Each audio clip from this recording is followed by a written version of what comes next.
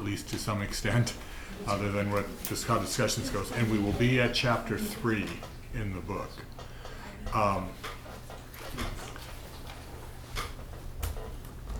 Chapter 3 digs us into some ideas that are, you maybe have done a lot of work on, you maybe have not done much work on at all, and to be honest, it's very possible, probably somewhat close to my first response in reading this book a long time ago, was, do you need all of these little dinky details to understand this idea?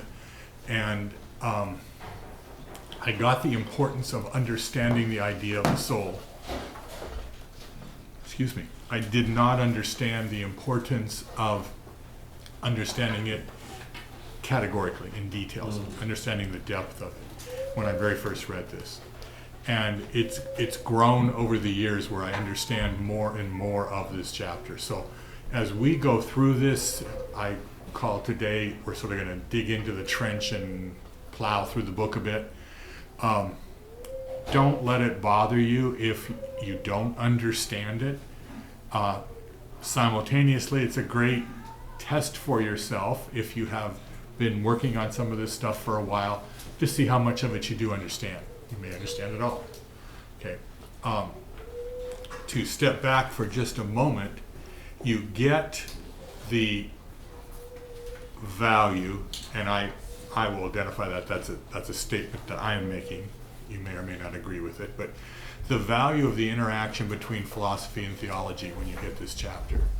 You see the importance of the training that good philosophical training does.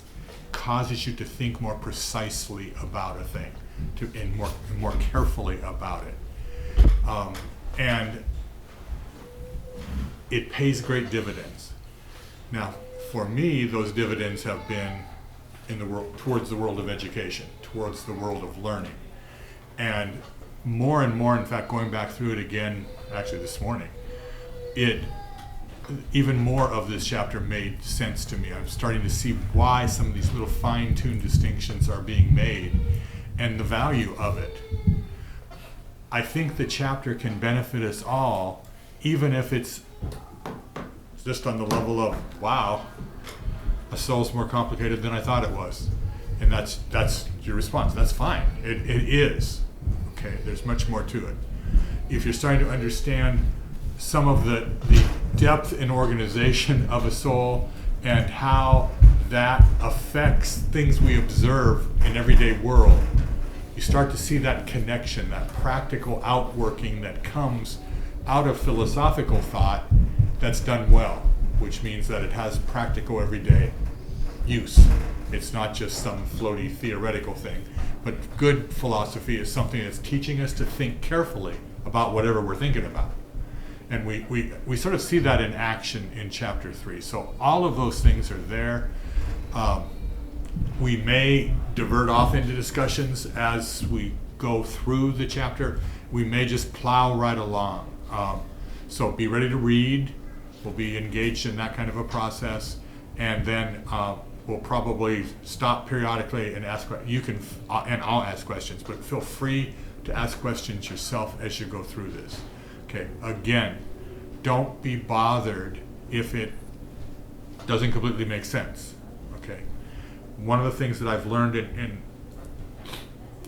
interacting in philosophy type materials, particularly coming at it as a science trained type person, with all of the resident biases that comes along with that towards philosophy, and realizing that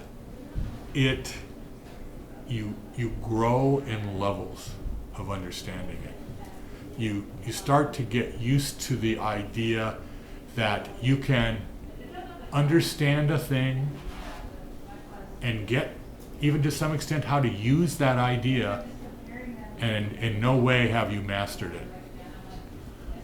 I know that word mastery is used often in education, and I have gotten to the point where I don't even like to use the word because I feel very few folks ever really hit mastery of a thing. It's just so much. You just, as soon as you start to feel like, wow, I'm starting to really understand a thing, Okay, I get there's a soul. And then you read chapter 3 and you go, ooh, I don't really know very much at all. Okay, and I that's really one of the positive things that I think can come out of good philosophical training, is you start to realize no matter how much you know, you don't know very much. Okay, we're mining the depths of trying to understand God himself and the things that he has done. We're never going to find the depth of that. You know, how where's the end of omniscience? You know, there isn't an end. And so you get used to that. And I encourage you along those lines. We can understand ideas and understand how to use them and be benefited by them without knowing everything there is about them. And in fact, we may find that we don't know a great deal about them, and we discover more. I hope that for all of us as a sort of a component of this little class thing we're doing here, is that it opens us up to wanting to know more, to want to explore more, to understand more depth to these kinds of ideas. And not that, wow, I have conquered a book of J.P. Moreland, one of the only 2 Christian philosophers rated in the top 50 in the world. I must be cool.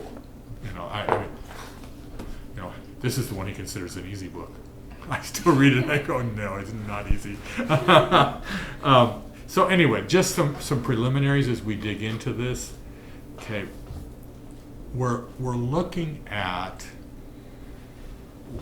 in a sense, a way of coming at this, if you want to connect to the first 2 chapters, is how does Romans 12:1 and 2 actually work? What's going on? How does that process occur? Okay, and there's several places in here where he makes some comments that I very much associated with, because that was really my experience going through college. Is I had the opportunity to be exposed to a number of very good Christian thinkers. Simultaneously, I always blame it on being science trained. I think it's probably just me. But I always wanted to know, how do you do that? Okay, it's fine to understand the idea, but how does it work?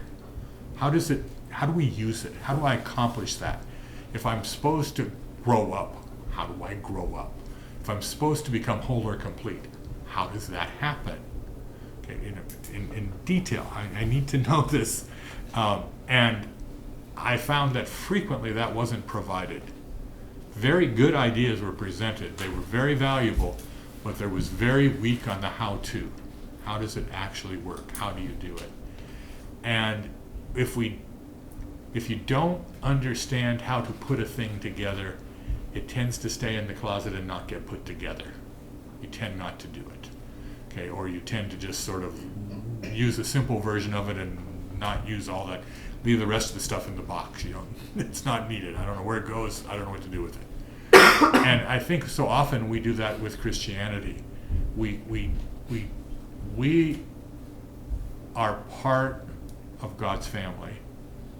We are playing with dynamite when it comes to the ideas of interacting with the world around us. And we tend to not realize that. We tend not to use that. We tend to give greater weight to anti-God ideas. And they don't have greater weight. God's ideas win. God's word is alive and powerful and sharper than any two-edged sword, period. Okay, if it is, then we shouldn't be afraid of these things, or we shouldn't back off from them. But why do we often do that? It's because we don't understand how to use that power that we have. We don't understand how to use and understand God's thinking. So anyway, just again, background to getting into chapter 3. He dedicated the last pages as he headed towards this to Romans 12:1 and 2, and so that's in a sense what we're looking at. How does that work? In attempts to streamline this a little bit, we're not going to read everything, but let's jump in at just in a bit at page 76, and in the middle, New Testament transformation and Old Testament wisdom. And Stephanie, can you start off for us? And we'll try to keep the paragraph count down a little bit because it's a little bit challenging reading at times. But we'll be moving around doing that. So 76. Okay, yeah, 76. So we're in chapter 3, and just turn one page in, and then I'm just skipping his introduction is all I'm doing. Okay, and then that first paragraph. First one on top or under New Testament? Under New Testament transformation, Old Testament wisdom. Okay. You're supposed to read my mind. You know? That the mind is a crucial component in the spiritual journey cannot be accurately denied. The Apostle Paul's writings are probably the most complete set of biblical instructions about what individual and corporate discipleship are and how they are to be attained. Arguably, the most important text he ever penned about spiritual transformation is Romans 12, 1 through 2. In this wise and tender admonition, the devotional master, Paul, puts his finger on the very essence of how we grow to become like Jesus. Do not conform any longer to the pattern of this world, he tells us, but be transformed by the renewing of your mind. Verse 2. Renewing is the anakainosis in the Greek, and its meaning is fairly straightforward, making something new. Later in this chapter, we will appreciate how appropriate this term is for describing what happens to the mind when it incorporates new thoughts and beliefs. Mind is nous, and means the intellect, reason, or the faculty of understanding. Okay, next paragraph, and we're just going to keep rolling along, and then if you have questions, feel free to ask, and I'll stop at a certain point and start asking questions, okay? We are so familiar with this verse that some of its oddness or peculiarity is lost on us. But to see how truly peculiar this teaching is, think of what Paul could have said, but did not. He could have said, be transformed by developing close feelings toward God, or by exercising your will and obeying biblical commands, or by intensifying your desire for the right things, or by fellowship and worship, and so on. Obviously, all are important parts of the Christian life, yet Paul chose to mention none of them in his most important preface Yeah, that's of the good. spiritual life. Why is that? What is it about the mind that justifies Paul's elevation of it to such a position of prominence in religious life? Okay, before we keep going, in light of the discussions that we've had so far, the little bit of interaction with the beginning of the book, some of the articles that we've read, how would you respond to those questions? Why do you think the mind is focused on here? And biblically throughout, it's focused on. Why do you think? And don't worry about if you're not an expert on this, but it's just, what do you think that's the case? One thing, the mind is the instrument we have to make sense of sensory input from the world. Okay, good. Other thoughts? And mind is also where we wrestle with ideas. And through those ideas, we end up developing values and convictions through which we build and we create. And when those ideas are not in alignment with reality, or they're missing some of the depth of what is in God, then the world radically suffers. I was talking with Mel on the phone after reading the book this morning, and I was like, Mel, because I just got done reading 1984, you see, he's so anti-totalitarianism.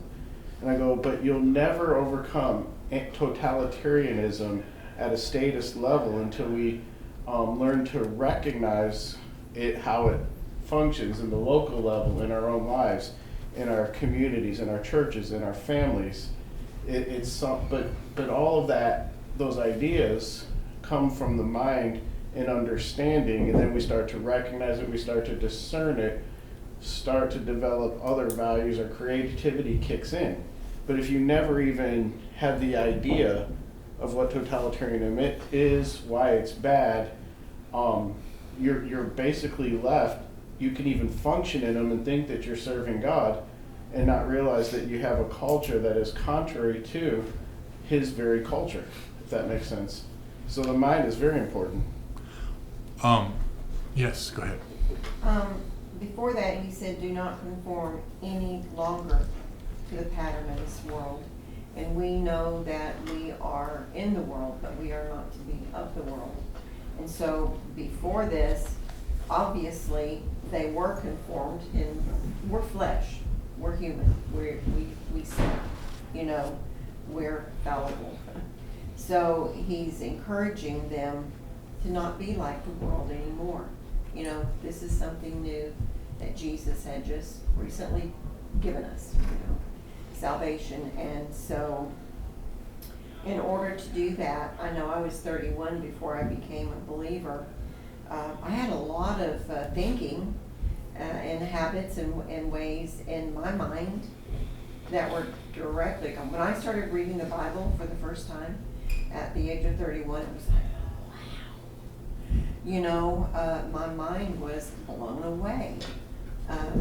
And I wished somebody had taught me that when I was younger. Maybe it wouldn't have made any difference. But that was my fleshly desire, was that, wow, I could have saved so much misery and grief for so many precious people if my mind was not in the ways of the world. So he's laying a foundation to, yeah, we're not doing that anymore. We're going to come here. Now let's think for a second. What is the role of the mind in this little bit that we've talked about so far?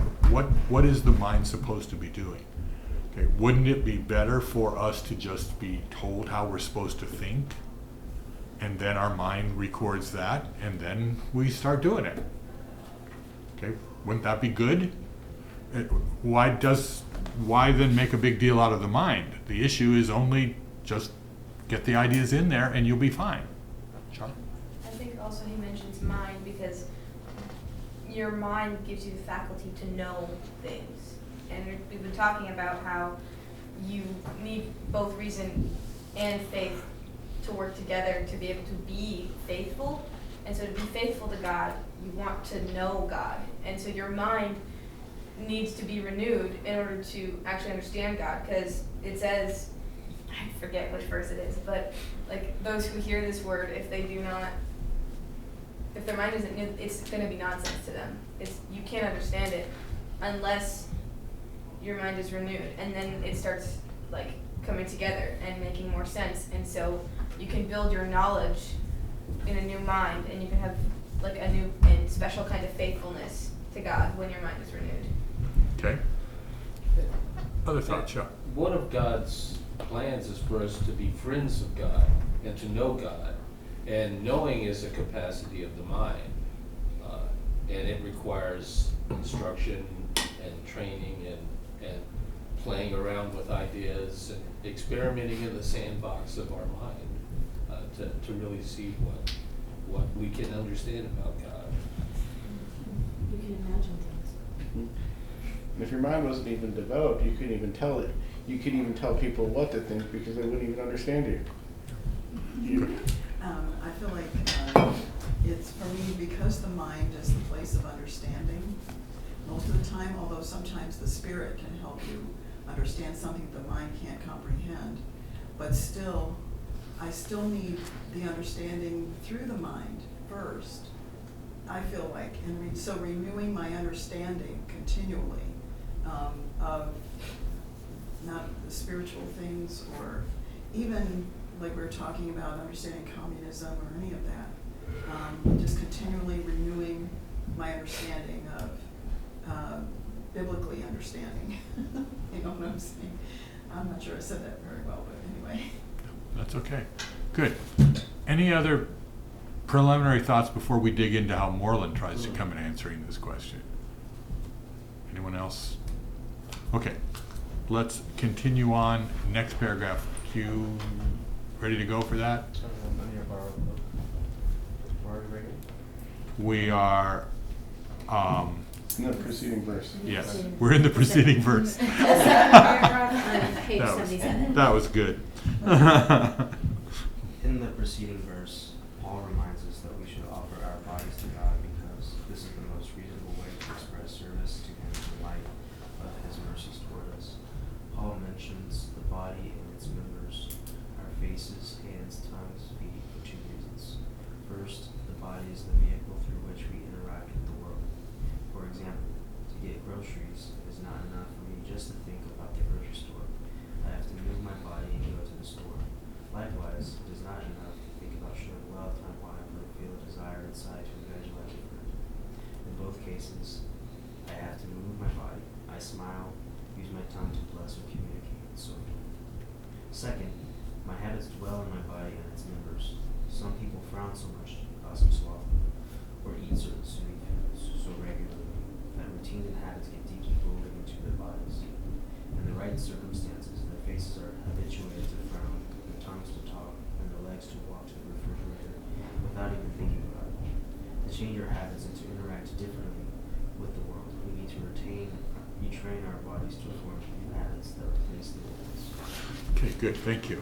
It is, this is just trivia pursuit, but it's interesting to me that even here, as detailed as he's starting to take us into, it's really the surface of a much deeper discussion we could get into at this point, the whole idea of how habits are developed, how its relationship to virtue theory, a whole array of issues that are connected here. He had to choose to keep going in the direction of how does a soul work, and that's how we're going to continue. But it's just interesting to see how this thing just keeps exploding out and out and out and out. And I think that's great fun. But like I said, Trivia Pursuit, that may not be your favorite flavor things here. Okay, Bill, take us to the end of the verse, what is that? Job Okay. verse? Yeah. But how do we gain the motivation, the insights, the perspective necessary to change? Anyone who has struggled with bad habits knows that you don't become transformed by just willing the old habits to go away. This is why preaching that centers too much on exhortation without instruction is ineffective.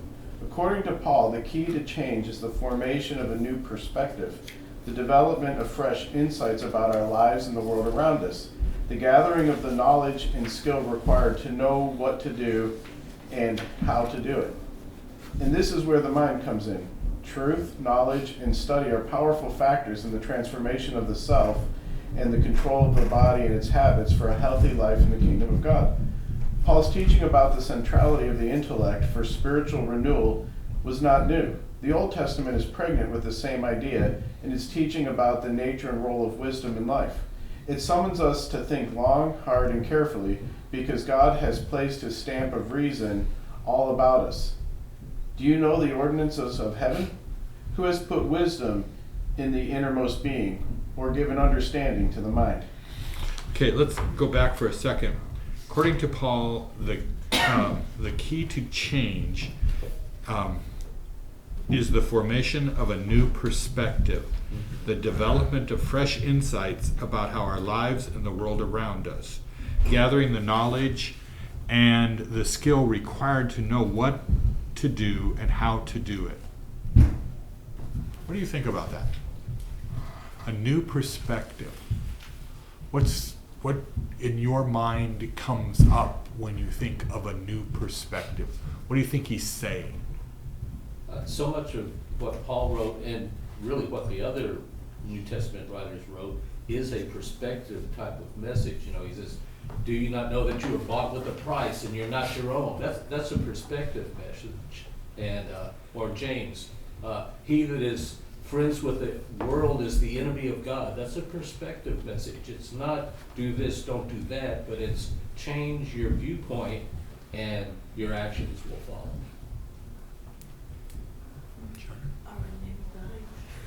Okay.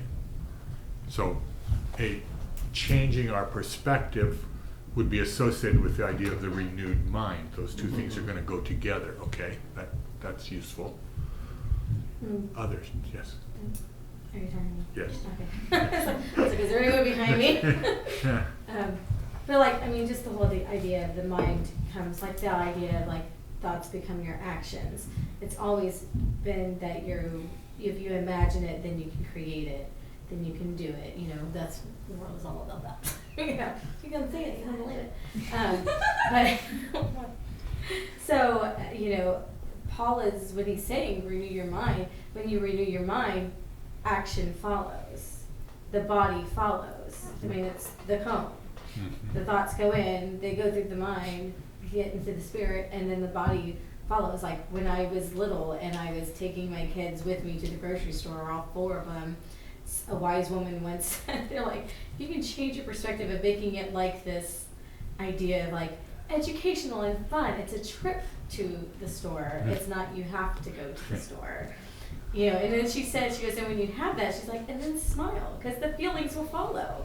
She's like, because you've changed your mindset of, oh my God, I have to take my kids to the store. So. Yeah, that's just a quick comment on that, then I'm going to go in another direction, but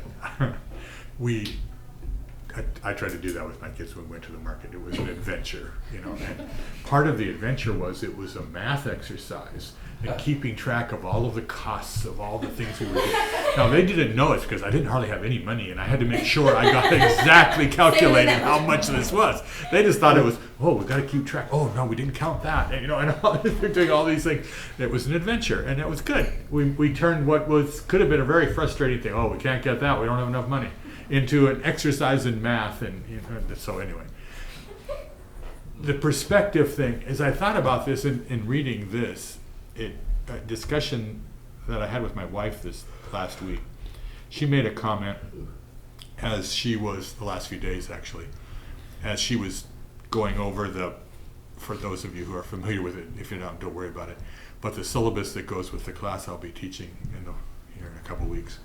And and it was really interesting to me that she came and said, and I very much agreed with this, it is really amazing that the families that are coming are doing that, because this is really different. This is a different way of looking at the way the whole school thing works. And she's been in schools as long as I have, right along with me. And it's just a very much different way of doing it. And it's really cool that they are willing to go along with that, a different perspective. And so I got thinking about this perspective, and one of the things that came up with, it never really completely sunk in how it was such a different perspective on life that the apostles were writing about in the New Testament. Totally different perspective. We've read it, we look back at it, and we still struggle to understand it at times, but still it has a degree of familiarity to us, because it's something that's back there. To the folks that these letters were being written to, this was, my goodness, never heard anybody talk about that like that before, or thought of that idea before, or why would you do all classes together as one class? What an odd way of thinking. Yes, it is.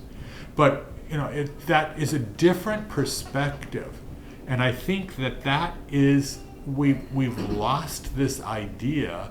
And I think it ties a little bit to what Bill was talking about.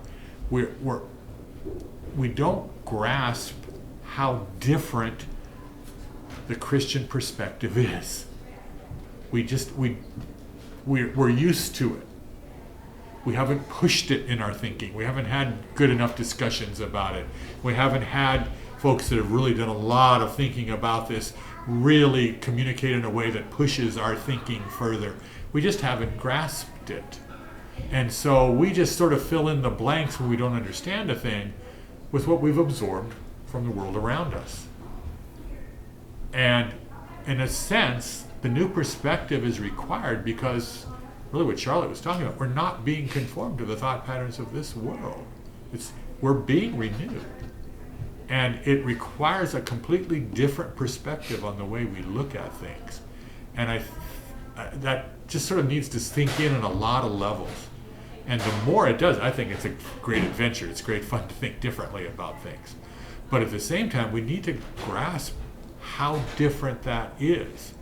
when we see an issue in culture and apply biblical Christian ideas to that and say, why would anybody think such an idea? What a ridiculous idea. We need to recognize that some bright people tried to put together something and they just left out some major puzzle pieces. And so in their minds, it kind of works. You know, and this Christian thing, it requires some puzzle pieces that they don't have, nor are they willing to even consider. And therefore, what you're presenting is a puzzle with giant holes in it in their mind. And again, we need to sort of have some perspective on this, to understand that we are going to, even to understand this stuff ourselves that Moreland's talking about, have to have a different perspective on how the mind works.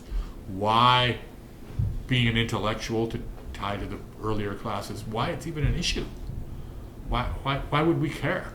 Why would we want to understand in this much depth how it is? What's the distinction between different kinds of things we know and different aspects of our soul, and how that, well, because habits are hard to develop and change. Well, why? So what are you going to have to address? What little pieces are you going to have to address to be able to have that habit start to change, or a new one to be formed? How do you do Romans 12:2? How do you be transformed? So anyway, just a thought there. Okay. Hey, John, well, you know, I don't remember which chapter it was he was talking about this, but he was saying, like, a lawyer is so trained in law that everything he experiences, he sees it in a way that people who are not trained in law see it. And a medical doctor the same way. And you were talking about in the beginning of the university, or even the beginning of Christian education, it was building a fundamental Christian base from which to understand everything. And when that fundamental perspective has been ripped out, people are literally the blind leading the blind, and they fall into the ditch. And it was very few pages into 1984, and I realized this guy doesn't think Christianly at all. His answers to totalitarianism were completely uninformed from a biblical perspective. And I realized that what we're doing here in this class is trying to put that piece back in so that we have real solutions for human flourishing, real solutions to the problems people face. And you're saying, well, Christianity has just become so normal we don't realize how revolutionary it is. But maybe that type of Christianity was what we're looking at in the New Testament, but because our perspective isn't renewed, we don't see it. And so we've lost that bridge to break bread for the world. Sean? And I think also it's not just, I think also the way it's put, it's not just the one renewal, it's the renewing. It can happen over and over and over. You're constantly returning to your first love. And it can be put in perspective several different times on multiple occasions. Like the perspective that you're in and the position that you're in. And you need reminders. Partly, that's why you go to church on Sundays, to get that message and to have things be put in perspective and get your priorities in order every week. And holidays, they put it in perspective of like the birth of Christ and Easter, his resurrection. Like all of those things, they put the world in perspective and they're reminders. And we have them because we need to be reminded, because we have a very short attention span and we forget constantly. And that's why you open up your Bible every day. Sometimes you forget, but like you open up your Bible and you read the Word of God to have your mind be renewed over and over, because it doesn't have to be just once. It's not one and done. Oh, you got renewed but you forgot, so you're kind of hopeless now. It's constant. Every single day is an opportunity to have your mind be renewed and to fall in love with Christ again. Yeah. And to add on to that, I don't think it's just remembering something we forgot and have to be reminded. There is a universe out there that God's in control of, and we're expected to expand our boundaries, to expand the length of the tent ropes, and to stretch out. And there's a lot that I don't know, have never known. And God is wanting us to understand these things where we've never been. You boldly go, right? You know, Right. Star Trek kind of stuff. Yep.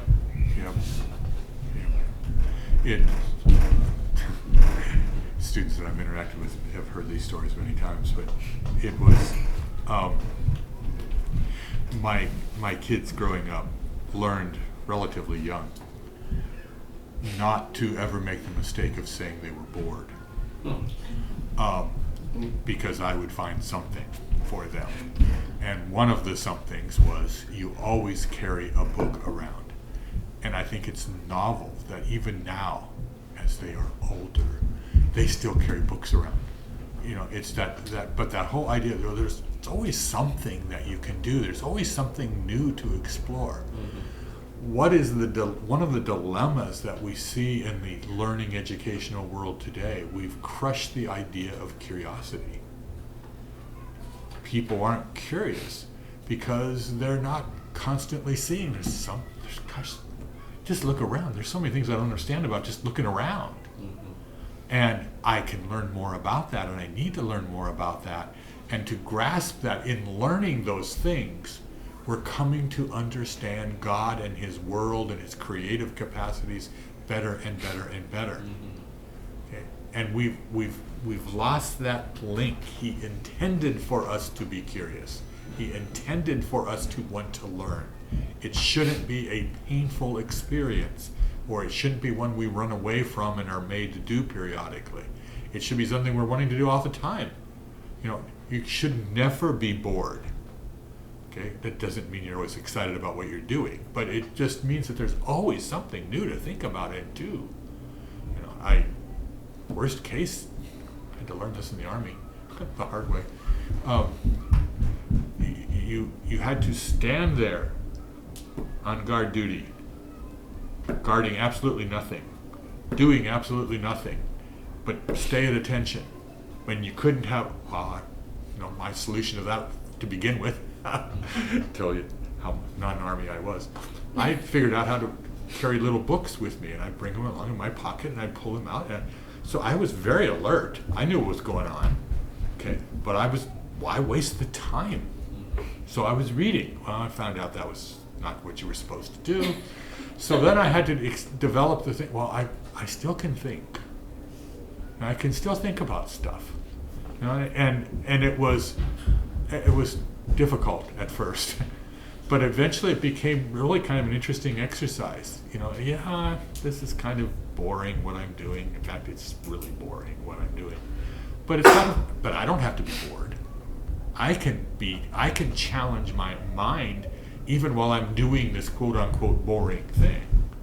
Okay, and we've lost that capacity, and I think that's some of what Moreland is trying to stir in us as we read this book. It's just that learning should be fun.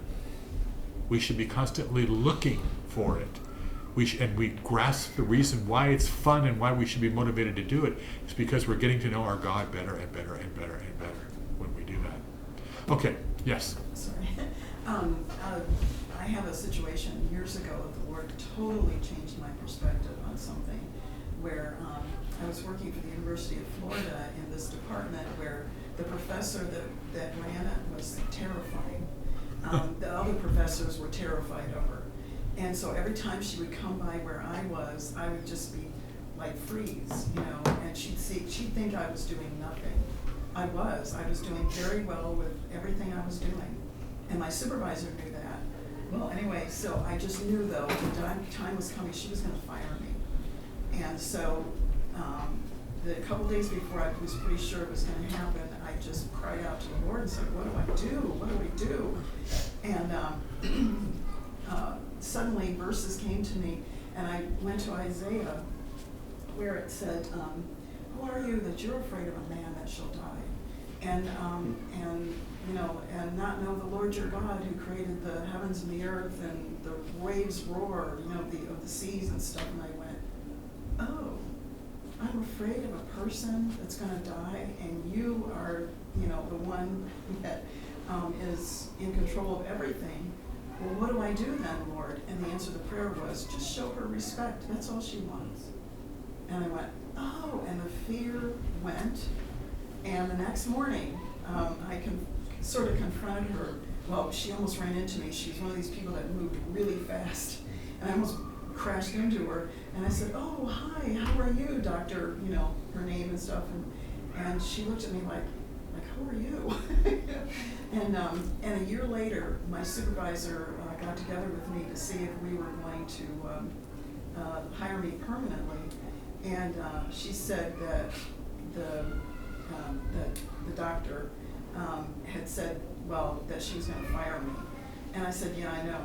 And my supervisor was a Christian too, and I told her what happened. I told her what, the Lord totally changed my perspective through Scripture, and she said, well, she wants someone to do her calendar, her personal calendar, and I told her I would do it. She said, but she insisted that you do it. So it was like 100%, 180 change in a year, less than a year.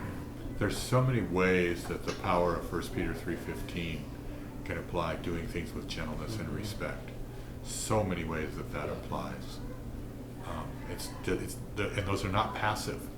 Both being gentle and being respectful are not passive, but they have incredible impacts on situations, and far beyond anything you often even notice or know is going on. Okay, Let mercy to whom mercy is due. Yeah. So kind of simple. okay, can we keep going? The little paragraph and then the big paragraph underneath that. Oh, okay. As James L. Crenshaw says, wisdom is a particular attitude toward reality, a worldview. That worldview assumes the one God embedded truth within all reality. The Old Testament proclaims that the same rational God who reveals himself to the prophets also created the world as an orderly, understandable cosmos. And the Old Testament assures us that this God made our minds to be apt for gaining knowledge and understanding so as to avoid foolish living and ignorant beliefs. For those willing to pay the price of exercising their minds and studying diligently, there is knowledge and wisdom to be found in Scripture, Psalm 119, in the natural world and its operations, Isaiah 28:23 through 29, and in the accumulated insights embedded in the art, literature, and science of the different cultures of the world, Isaiah 19:11 through 13, Jeremiah 49:7, Daniel 2:12 through 13, and 5:7.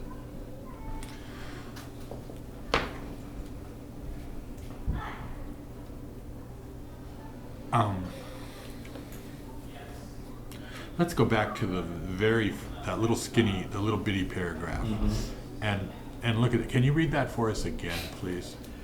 As James L. Crenshaw says, wisdom is a particular attitude toward reality, a worldview. That worldview assumes that one God embedded truth within all reality. Now, there's all kinds of directions we could go off of that statement. It's really kind of an amazing statement.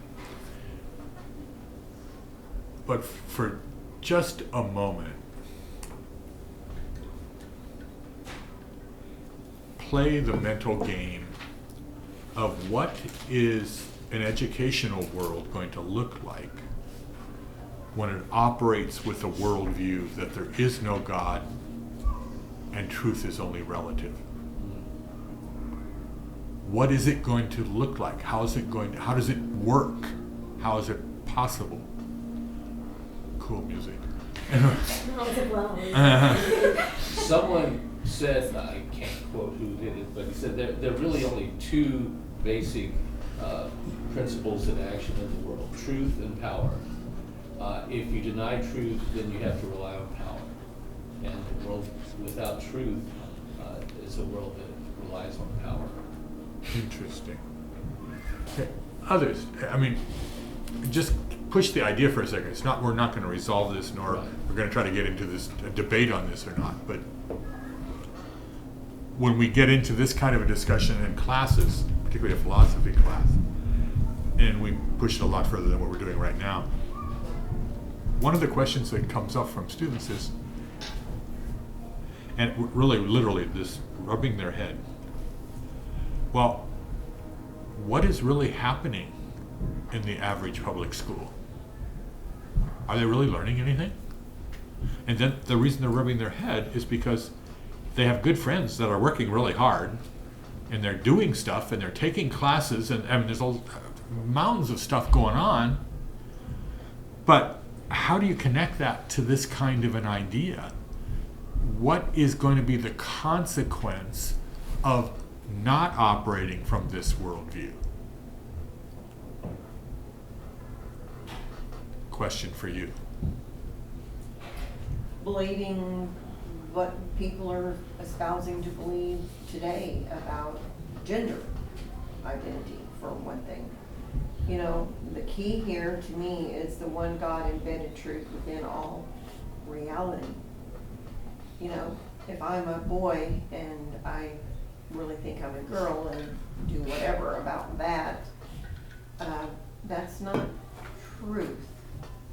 And that's not reality at all.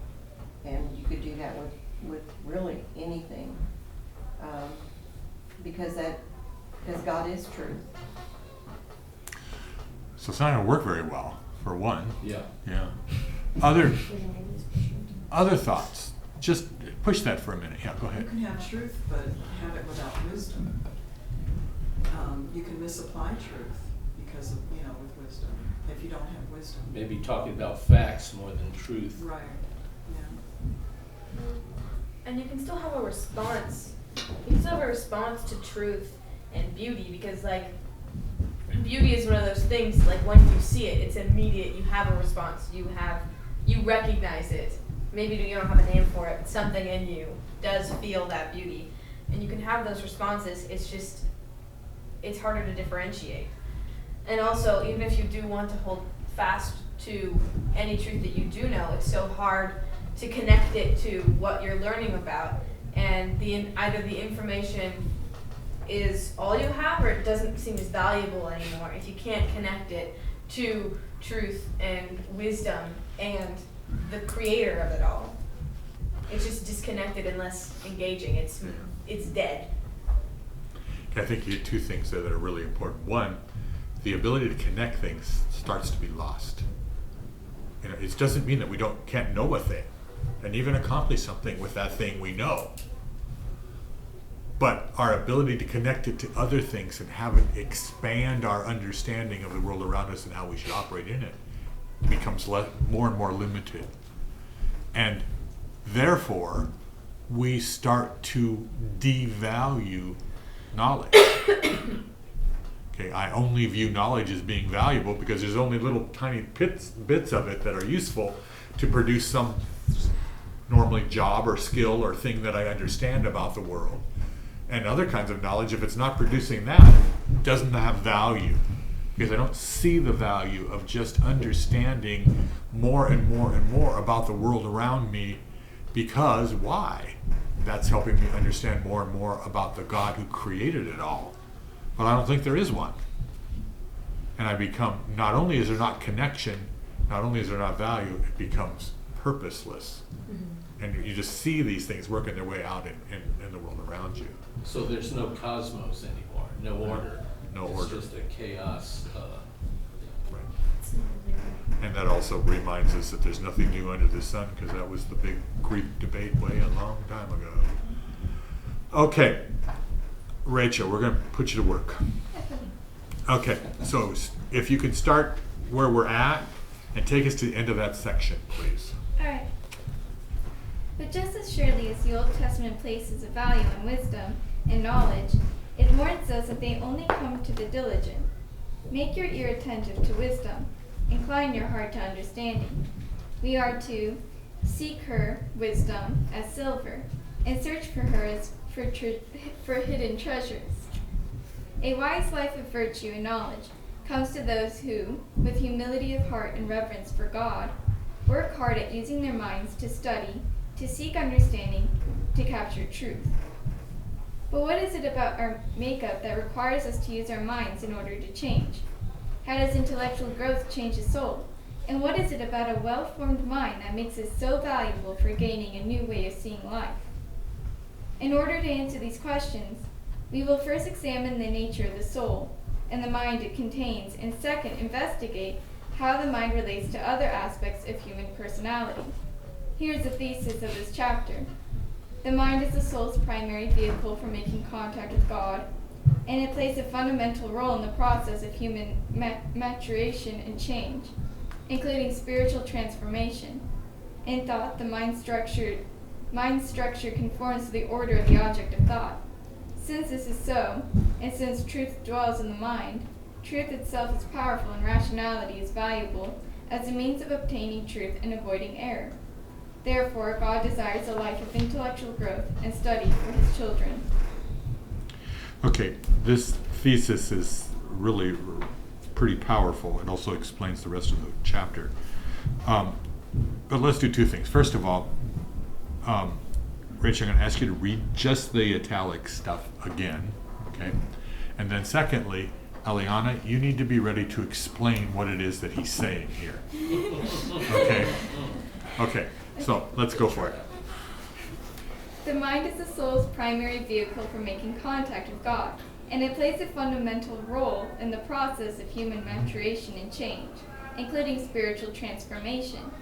In thought, the mind structure conforms to the order of the object of thought. Since this is so, and since truth dwells in the mind, truth itself is powerful, and rationality is valuable as a means of obtaining truth and avoiding error. Therefore, God desires a life of intellectual growth and study for his children. Okay, what in the world is he talking about here?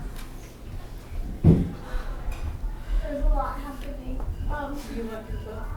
I don't need it. Oh boy. I guess I'll just go back to. Oh, okay. I'm gonna go back to last week for a second. We read a quote, and I think like you started this class off with, or at least one of the basic questions that we asked was, why does Paul give the value to the mind that he gives it when he writes about it the way that he does in Romans 12:1-2?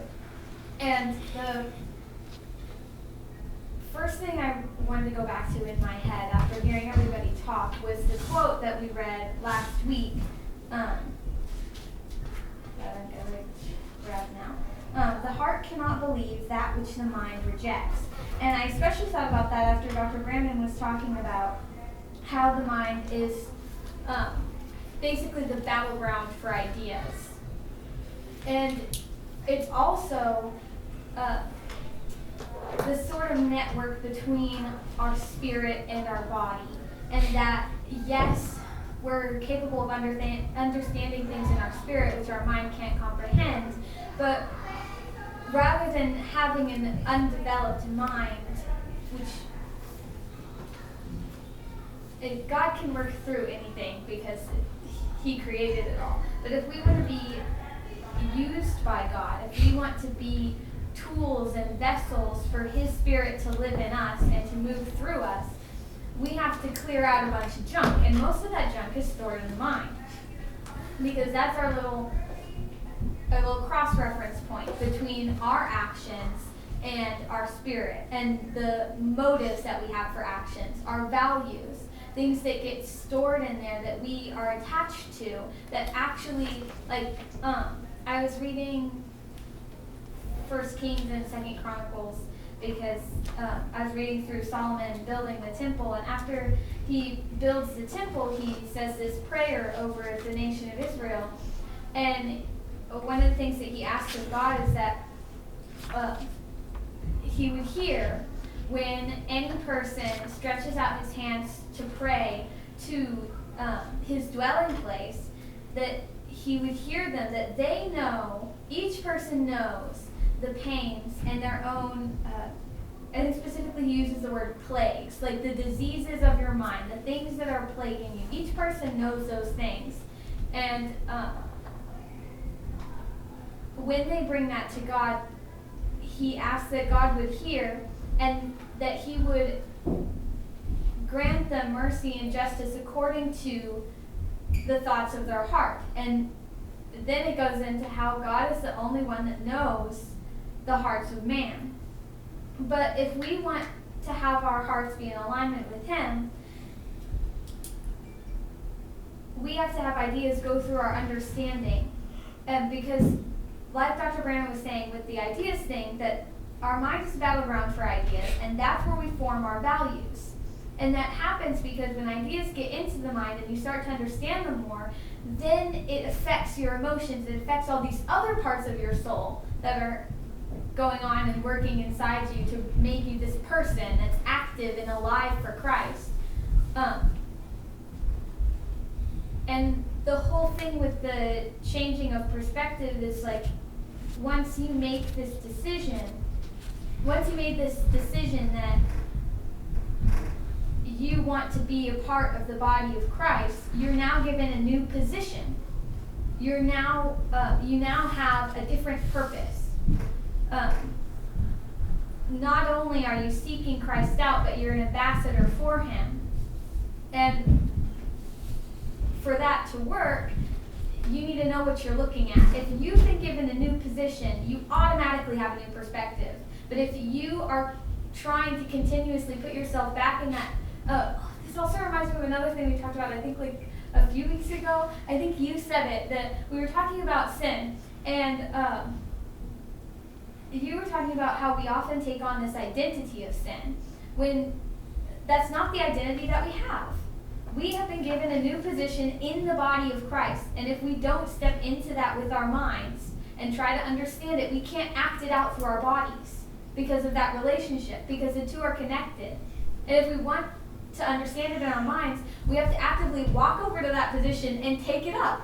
Because unless I can try and imagine what the room would look like if I was standing in that corner, but I'm not going to fully understand that or be capable of imagining it if I don't get up and walk over to that corner and start looking at things from that perspective. Until we take on that identity as saints who've been washed in the blood of Jesus, you can't enter the Holy of Holies. You can't communicate with God and touch him. When it talks about the mind being the place where we're able to touch God, that's something we have to work at. It's active. Being gentle and being, what's the other word? I wrote it down. Being gentle and being respectful are not passive. They are active things that you do as an ambassador of Christ, that he moves through you. When you start moving, if you don't put gas in the tank, the car's not going to go anywhere. And taking in truth and taking in Christ as our portion, and life is that taking in the gas so that you can start moving. Okay.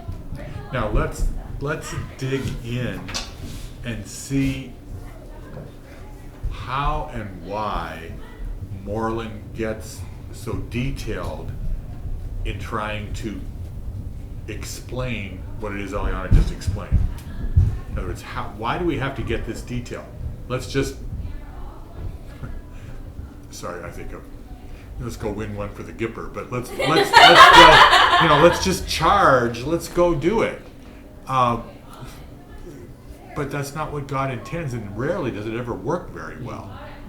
And so why does that happen? And I think that Moreland is suggesting some ideas here that are really useful to us in grasping why, even though we may be very motivated to do a thing, it doesn't translate out into great positive action in the world. And that's what we're trying to get at. We're trying to get at reality here. Okay. Yes, sir.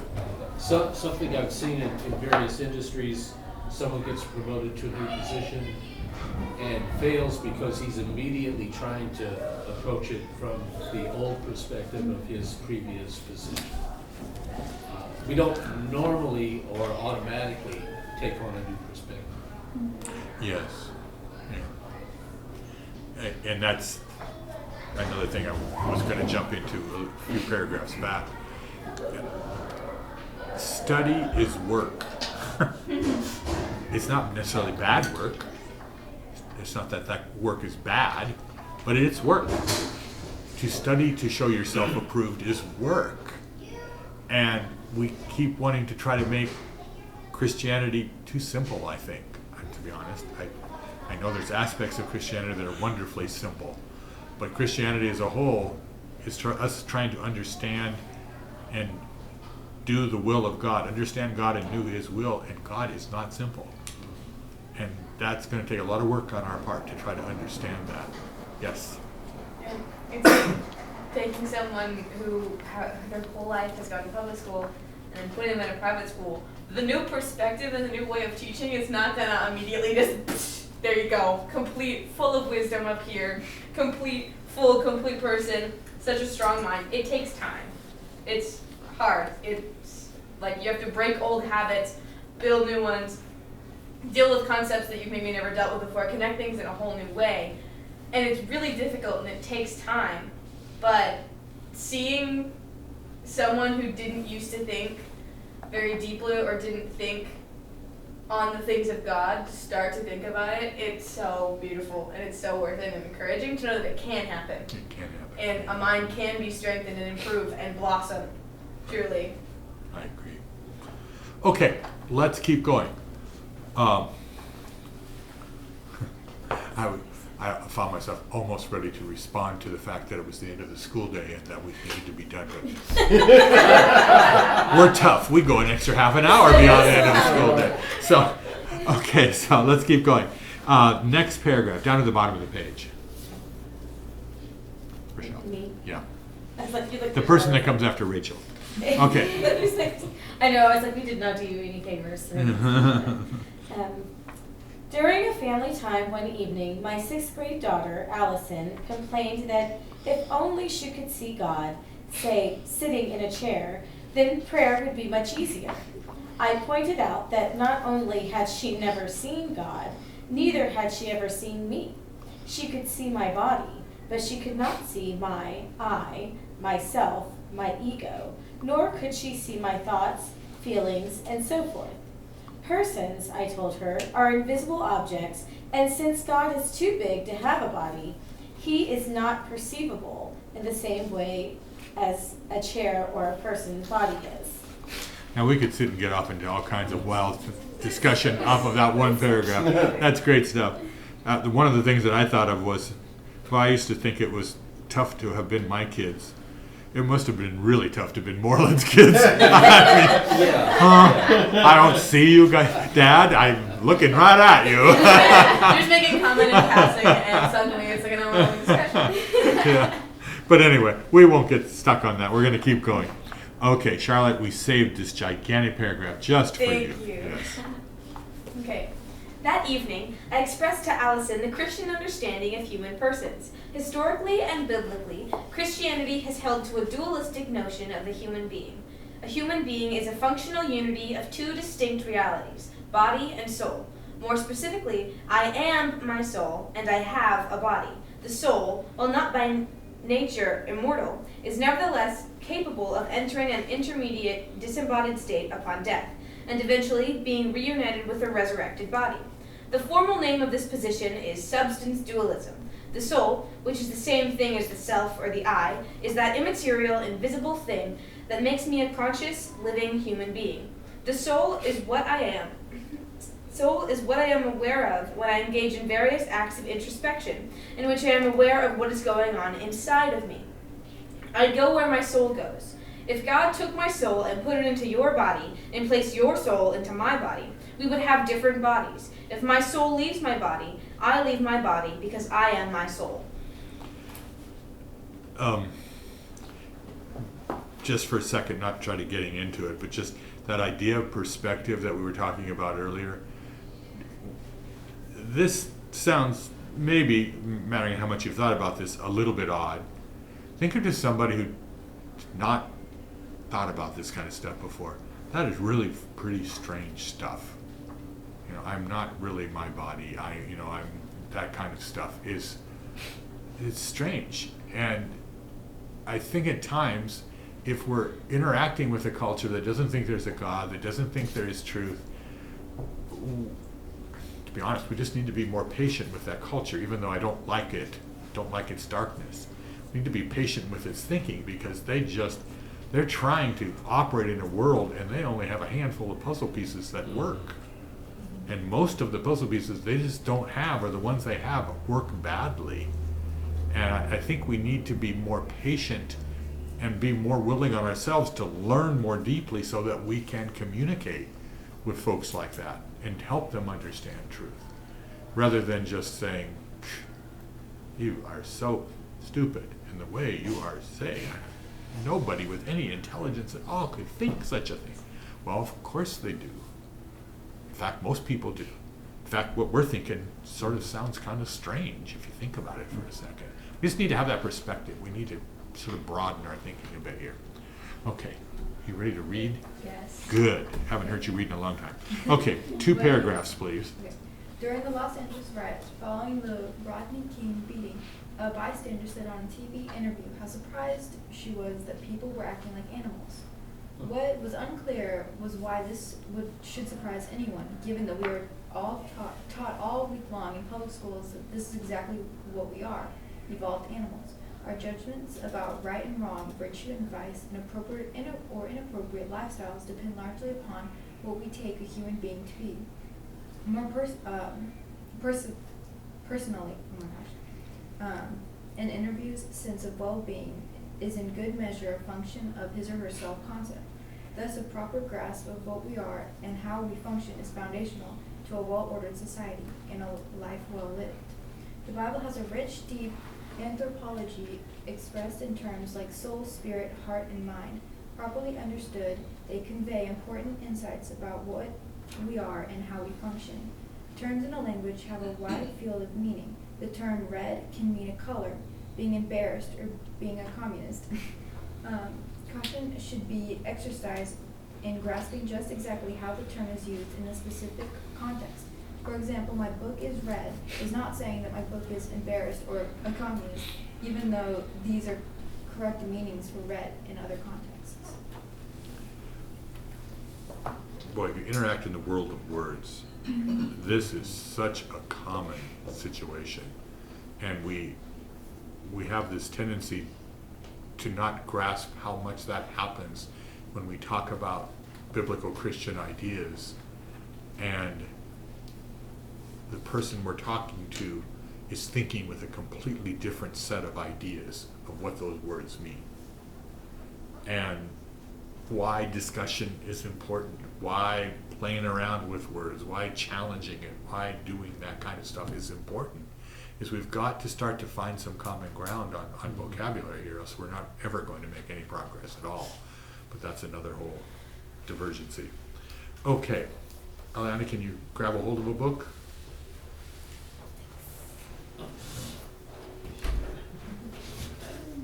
Okay, and do you have any clue as to where we're at? Nope. We're at Likewise. J.D. Wright. At the top of the. On top of page okay, 81, okay. Likewise. Okay. Okay, Where am I reading to? take us to the end of the section. Alrighty. Likewise, the biblical terms listed above have a wide variety of meanings. Sometimes they are used as synonyms, and on other occasions they have different nuances. We should be careful not to read all of the meanings associated with, say, heart into a specific passage. Having said this, I want to sketch a brief portrait of the more important meanings of the biblical terms within our purview. When applied to the human being, the term soul sometimes stands for the total person, including the body. Frequently, however, the term refers to the total immaterial self, or I, which can survive the destruction of the body. It contains desires and emotions, and the soul is what knows and exercises volition. Sometimes spirit is used as a synonym for soul, but spirit also refers to that aspect of human beings through which they relate to God. Heart refers to the center of human personality, in which case it is equivalent to soul. At other times, heart signifies the seat of volition and desire, of feelings and of thought and reason. Finally, the mind is that which reasons and thinks. Does all this seem a bit complicated? Let's see if we can take these biblical terms, add some careful reflection, and develop a map of what is inside the soul. Okay, if you could do the next section, What's Inside My Soul? If you could read that section, please. The soul is a very complicated thing with an intricate internal structure that we need to understand if we are to appreciate the mind's role in spiritual transformation. In order to understand that structure, we need to grasp two important issues: the different types of states within the soul and the notion of a faculty of the soul. The soul is a substantial, unified reality that informs its body.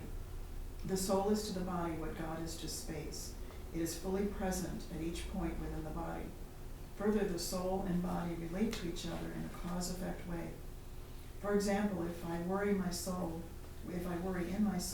my brain chemistry will change. If I exercise my will to raise my arm in my soul, the arm goes up. If I experience brain damage, this can cause me to lose the ability to remember certain things in my soul, and so forth. The soul also contains various mental states within it. For example, sensations, thoughts, beliefs, desires, and acts of will. This is not as complicated as it sounds. Water can be in a cold or a hot state. Likewise, the soul can be in a feeling or thinking state. Okay, this next sections are extremely valuable. The how much that value is depends a great deal on how much background you have with this. So if you go, are we making much to do about nothing here? Not really, but I understand that. Okay, simultaneously, understand that you can't use just one idea in math and solve all math problems. You need a whole bunch of ideas. And the ideas have to be put together in the right sequence to get right answers. And that's kind of the idea here. We need to be more precise in our thinking about a soul, and that's what he's doing here. Now, if you've done a little bit of thought on this or had some background or read something on it before or whatever, you start to see some of these distinctions that he's making are, we observe them all the time. He's just giving words to describe them. Okay, and I find that to be really quite interesting, even though it gets confusing at times. But let's keep going, and we're going to come all the way back up here, Stephanie, to you, and the 5 states of the soul, and we'll let you read that whole section. The soul contains more states than the 5 I just mentioned, but it will be helpful to single these out and explain them more fully.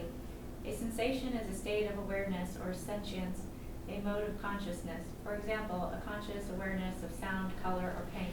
A visual sensation, like an experience of a tree, is a state of the soul, not a state of the eyeballs. The eyes do not see. My soul, see with or by means of the eyes. The eyes and the body in general are instruments, tools the soul uses to experience the external world.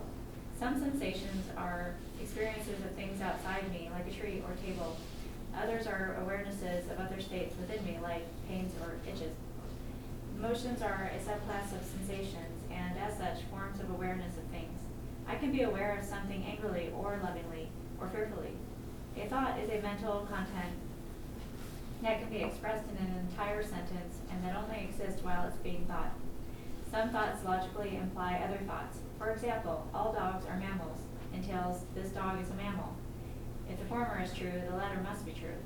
Some thoughts don't entail but merely provide evidence for other thoughts. For example, certain thoughts about evidence in a court case provide evidence for the thought that a person is guilty. A belief is a person's view, accepted to varying degrees of strength of how things really are. If a person has a belief, for example, that it is raining, then that belief serves as the basis for the person's tendency or readiness to act as if the thing we believed were really so. For example, the person gets an umbrella. At any given time, one can have many beliefs that are not currently being contemplated. A desire is a certain felt inclination to do, have, or experience certain things. Desires are either conscious or such that they can be made conscious through certain activities, for example, through therapy. An act of will is a volition or choice, an exercise of power, or an endeavoring to do a certain thing. Okay, he'll come back and explain this more, but let's keep going. Next 2 paragraphs, please. The faculties of the soul include the mind and spirit. In addition to its states, at any given time, the soul has a number of capacities that are not currently being actualized or utilized. To understand this, consider an acorn. The acorn has certain actual characteristics or states, a specific size, shape, or color, but it also has a number of capacities or potentialities that could become actual if certain things happen. For example, the acorn has the capacity to grow a root system or change into the shape of a tree. Likewise, the soul has capacities. I have the ability to see color, think about math, or desire ice cream, even when I am asleep and not in the actual states just mentioned. Now, capacities come in hierarchies. There are first order capacities, second order capacities to have these first order capacities, and so on, until ultimate capacities are reached. For example, if I can speak English but not Russian, then I have the first order capacity for English, as well as the second order language capacity to have this first order capacity, which I have already developed. I also have the second order capacity to have the capacity to speak Russian, but I have the first order capacity to do so. Higher order capacities are realized by the development of lower order capacities under them. An acorn has the ultimate capacity to draw nourishment from the soil, but this can be actualized and unfolded only by developing the lower capacity to have a root system, then developing the still lower capacities of the root system, and so on. When something has a defect, for example, a child who is colorblind, it does not lose its ultimate capacities. Rather, it lacks some lower order capacity it needs for the ultimate capacity to be developed. Okay, now reading those, thank you. That was really an accomplishment to have read that. It's like for some of you that have gotten into the discussions about thinking, and you just start using the word thinking over and over and over again. So that's sort of what that was like. Another way of looking at this is probably a way, something similar to this that I refer to, is that stories of a building. And that to really understand a thing, we've got to understand the foundational layers of the building. We work our way up. If we jump into the 50th floor of a building, and the building represents an issue, some issue in reality, we lack the underlying capacity to truly understand it. We may be able to have a discussion up there on the 50th floor, but we're probably not going to solve anything, because we lack those capacities that are developed on the lower floors. Our challenge in learning is to just keep driving the capacities lower, so we start to have a building that's complete or whole. Another way of looking at what education is about. That's another way of maybe trying to capture some of what he's saying here. Okay, if we could go next paragraph, please. The adult human soul has literally thousands of capacities within its structure, but the soul is not just a collection of isolated, discrete, randomly related internal capacities. Rather, the various capacities within the soul fall into natural groupings called faculties of the soul.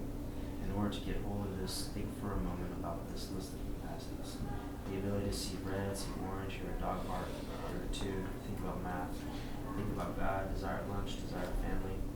Now it should be obvious that the ability to see red is more closely related to the ability to see orange than it is the ability to think about math.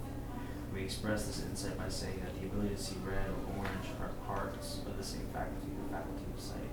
The ability to think about math is a capacity within the thinking faculty. In general, the faculty is a compartment of the soul that contains a natural family of related capacities. Okay. For any of you that have engaged a little bit in these how does the soul work kind of discussions, you start to see, actually, you could probably almost, if you have an incredible memory, some of the discussions that we've engaged in the past start to jump out here, but he's starting to give some organization to stuff that we sort of randomly went around and talked about and observed, but didn't know exactly what to do with. Now he's starting to give some order to that. Now, whenever you give order, it's work, and it's fighting against our nature that is disordered. We don't want to be ordered, therefore we resist wanting to think this detail. It's just natural, we just do it. And so it requires some effort on our part to become more ordered. Okay, that's part of the work of study. But as we do that, we start to, on the other side of that ordering process, open up whole new capacities and our ability to interact with the world or understand things that are going on. So the consequence or result of that work can be really good, really valuable, really useful to us, or even fun.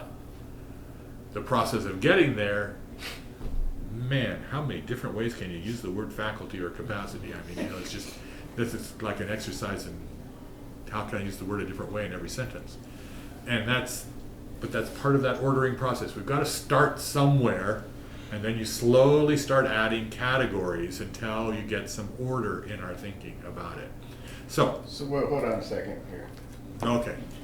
Somebody's going to school, they sign up for a class, they are motivated to some extent to try to get a decent grade.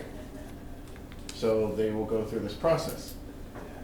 But if what we're talking about is actually true about how to transform lives in Christianity, many Christians will hear all that and go, why should I even, without seeing the value and worth of it on the front end, there's no way in the world the majority of Christians are even going to care about this. Right.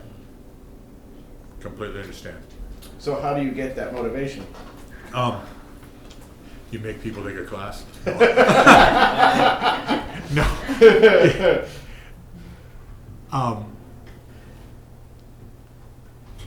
The dilemma of this class is that the stuff, and remember I did this whole little thing a few weeks ago, that really I'm poking. If at best I'm hoping to get you thinking about some things, and maybe those will get your curiosity going and you'll want to know more and do more. Okay. We are not putting anywhere near enough time into this to jump into this chapter. For those of you that have had me in class, if you think really hard, we've maybe played around with pieces of this, but not really gotten into it in any kind of the detail that he's going to get into it in this chapter. Why? Well, it was, you've got to give a mind time to be able to chew on things to be ready for the newer thing, the more complex thing. You can't just say, even though I'm kind of doing it right now, but I at least gave 4 weeks of warm-up before we tried this chapter. But remember I said at the beginning, we're jumping into the trench and this is work at this point. What we really do in a class is we maybe take a year, 2 years of working with a thing and realize that different students in the class are going to be at different stages.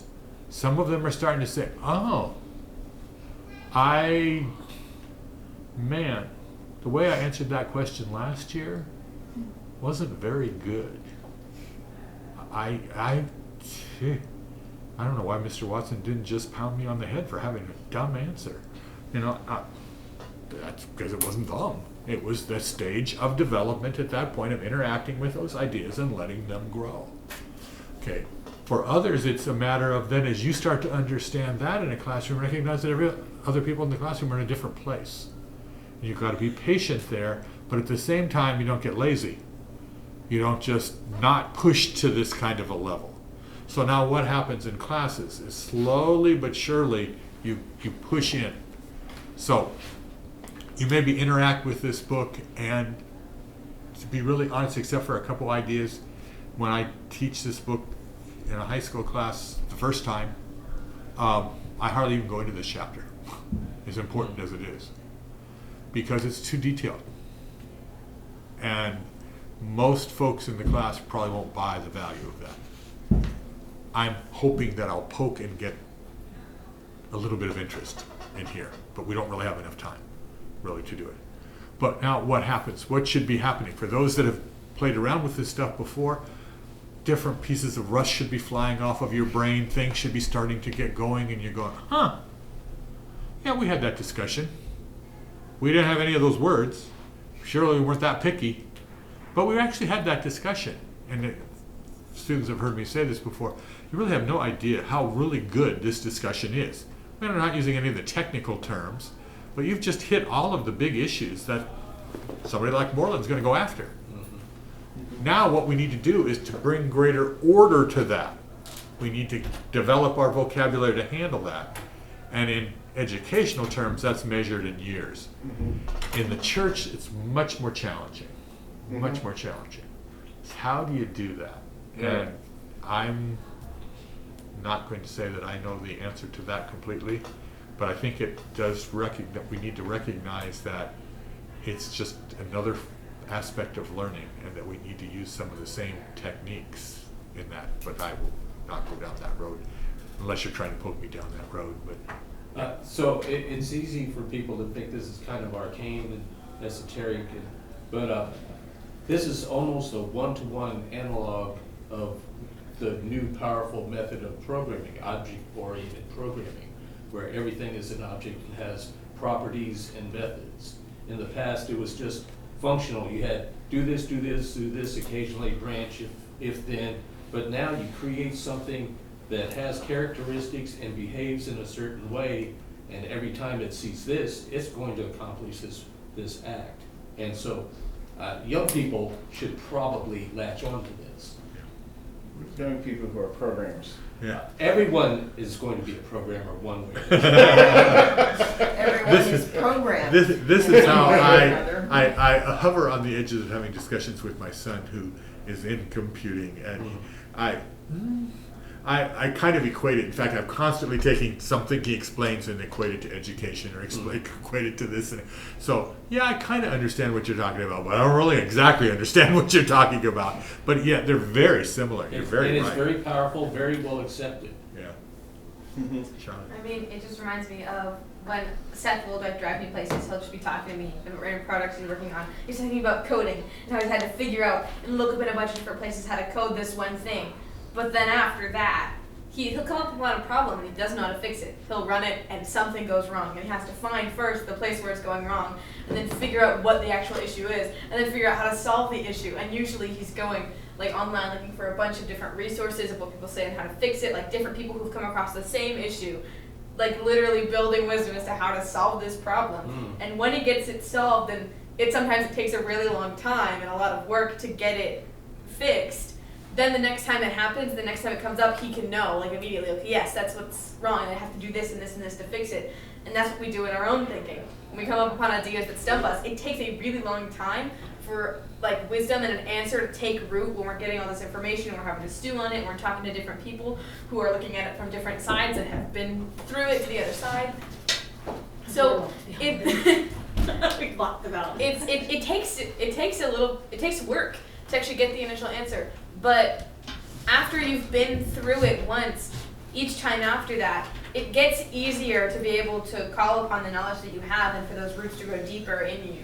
The roots of knowledge and wisdom to actually bring forth fruit that you can lean on and say, this is steady. This is a strong foundation for what I believe and the way I can answer questions.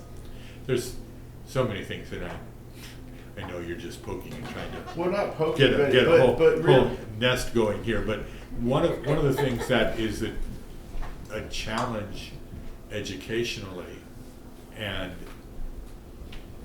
is one I struggle with for a long time, is students get prepared to be able to go to another level and dig deeper into a thing, and our academic world isn't ready to allow them to do that. Okay, I think that we can expand this even further into our church world and say we don't allow people to, they resist wanting to make the connection between computing and whatever. I mean, the best discussions I have with my son is when I swallow really hard, accept the fact that I don't know much of anything at all about what he's talking about, and then try to work with it and get it. And we get a lot of interaction, and it's really fun. And we get off into some other topics and have connected those two things. It's work. If we don't educationally allow for students that have done the work to keep growing, we're really not doing them justice at all.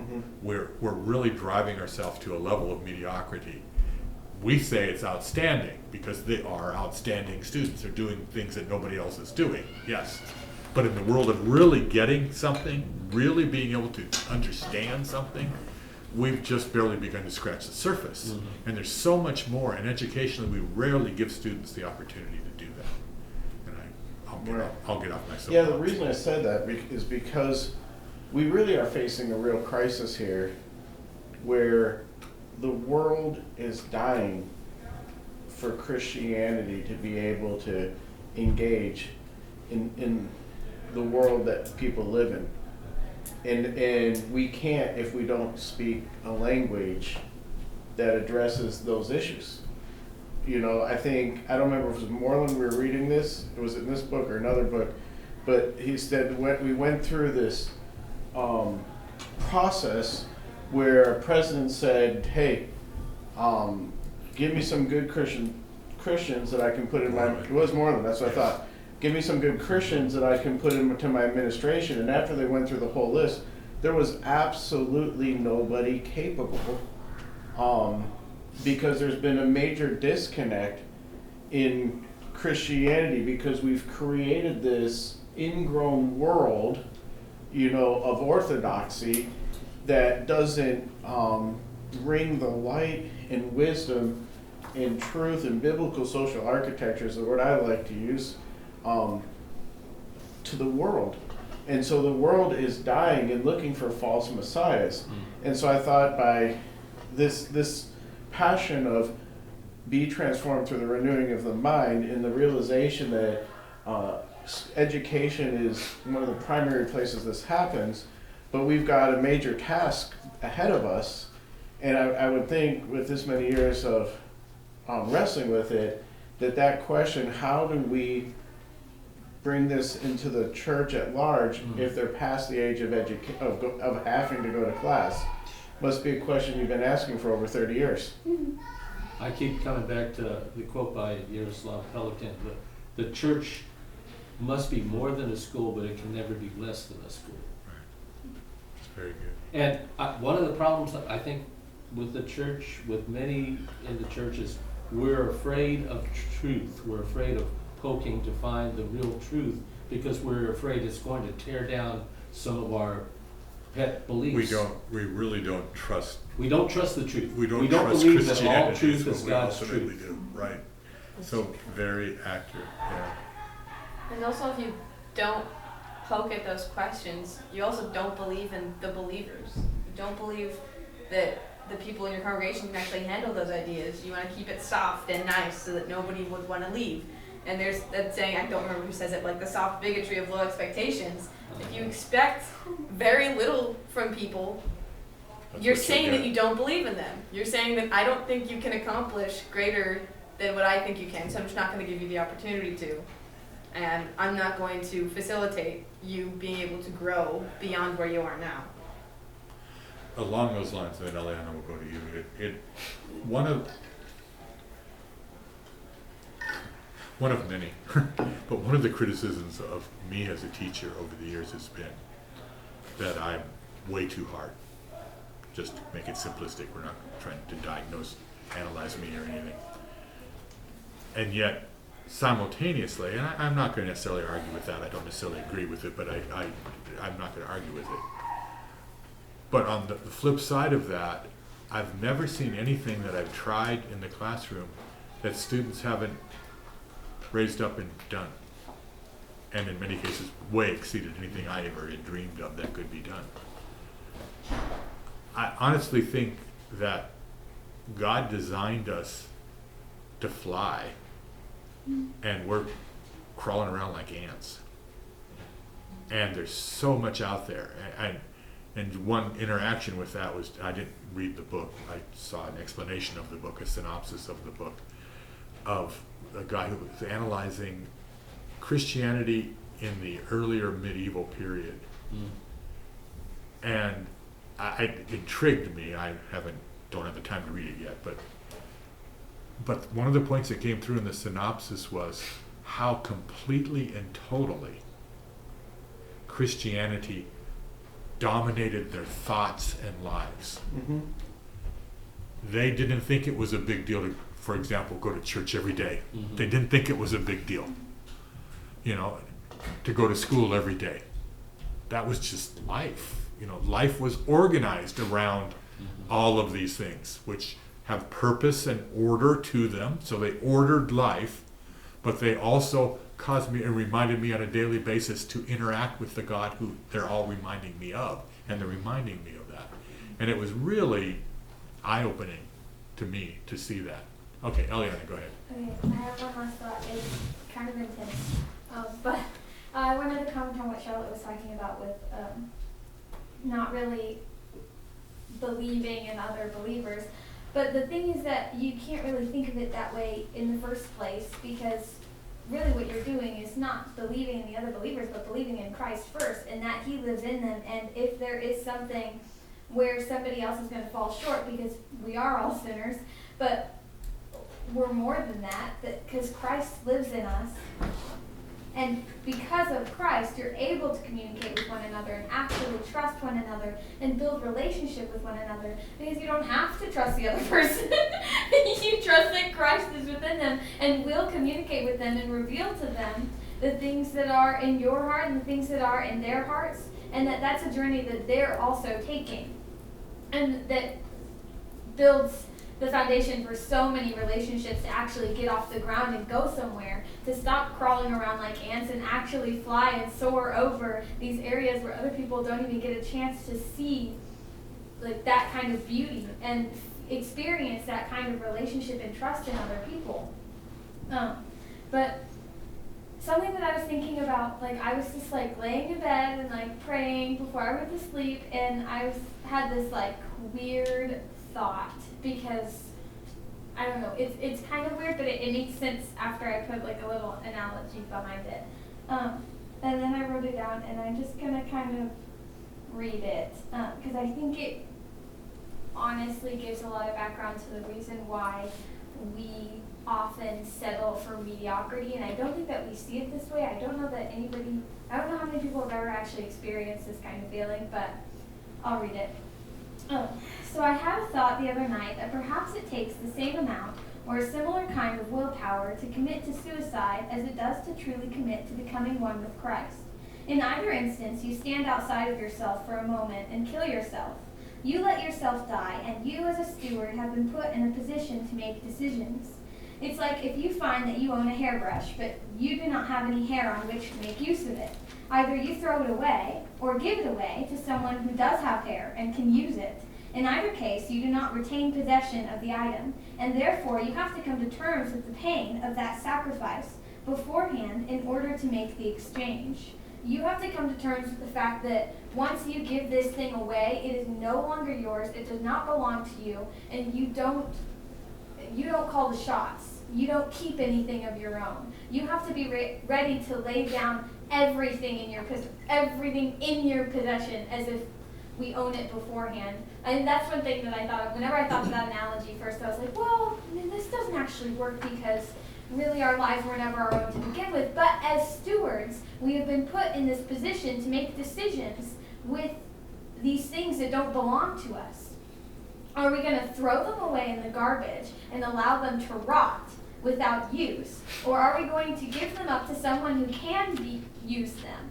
That we have a sense of possession or decision making over our own lives, but we don't have we're not capable of using that, because the one who's capable of using our lives is God.